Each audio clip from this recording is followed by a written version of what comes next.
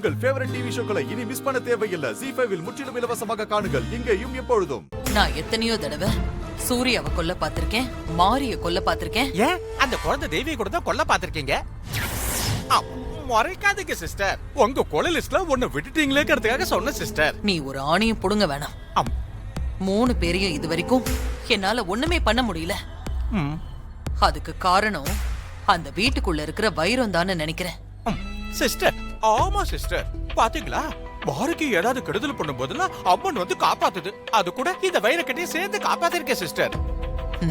ஆனா பாருங்க, உங்களுக்கு உடம்பெல்லாம் கொழுப்பு கட்டி தான் இருக்கு. ஹே பாண்டி, எனக்கு அப்பவே சின்னதா ஒரு சந்தேகம் இருந்தது. அது இப்ப உண்மை ஆயிடுச்சு.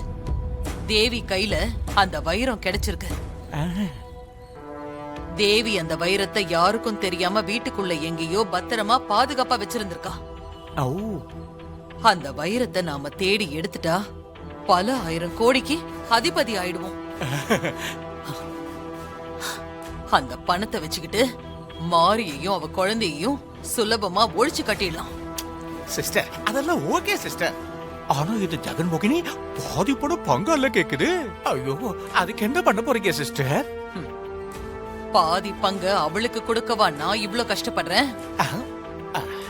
அவளெல்லாம் அப்புறம் கவனிச்சுக்கலாம். முதல்ல போய் அந்த வைரத்தை தேடலாம் வா. அதானு பார்த்தேன் சிஸ்டர், அவது பணம் கொடுக்கறதாவதான்னு நினைச்சேன். உங்களை பொறுத்த வரைக்கும் எல்லாமே இன்கமிங் தானே, அவுட் கோயிங் ஏது? போ பேசாம. சரி வாங்க வாங்க, பார்த்து வாங்க சிஸ்டர், மெதுவா.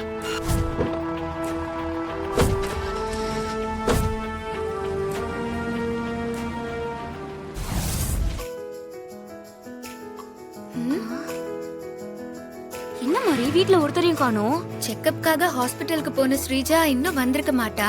வந்திருந்தாலும் ரூம்ல இருப்பா. அம்மாவும் கோயிலுக்கு போயிட்டு வந்திருப்பாங்க, அவங்க ரூம்ல இருப்பாங்க.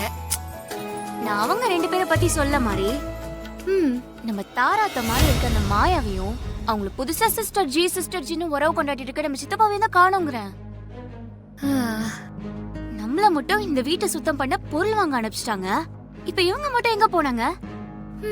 அவங்கதான் இப்ப அடிக்கடி கோயிலுக்கு போறேன்னு வெளியே கிளம்பி போறாங்கல்ல, வெளியே எங்கேயாவது கிளம்பி போயிருப்பாங்க. மாரி, எனக்கு ஒரு டவுட் இருக்கு. என்ன டவுட்? மாயாவும் சித்தப்பாவும் கோயிலுக்கு தான் போறாங்களா, இல்ல நம்ம கிட்ட போய் சொல்லிட்டு வேற எங்கேயாச்சும் போறாங்களா? எனக்கும் கூட அந்த டவுட் இருக்கு. பல நாள் திருடன் ஒரு நாள் கண்டிப்பா மாட்டுவான். எப்படியும் ஒரு நாள் மாட்டுவாங்கல்ல, அப்ப தெரிஞ்சிரும். நீ சொன்ன கரெக்டா தான் இருக்கும் மாரி. என்ன மாதிரி கடைக்கு போயிட்டு வரீங்களா? ஆமாம்மா. ஆமா பெரியமா. ஸ்ரீஜா ஹாஸ்பிட்டல்ல இருந்து வந்தாச்சா? இன்னும் வரல ஹாசினி. அம்மா, நீங்க ஏதாவது குடிக்கிறீங்களா? ஏன்னா நாங்க வீட்டெல்லாம் கிளீன் பண்ண போறோம். உங்களுக்கு ஏதாவது வேணும்னா உங்களுக்கு போட்டு கொடுத்துட்டு நாங்க கிளீன் பண்ற வேலையை ஆரம்பிக்கிறோம். எனக்கு எதுவும் வேண்டாம் மாதிரி. ஹாசினி, அந்த ஒட்டடை குச்சியை கொடு.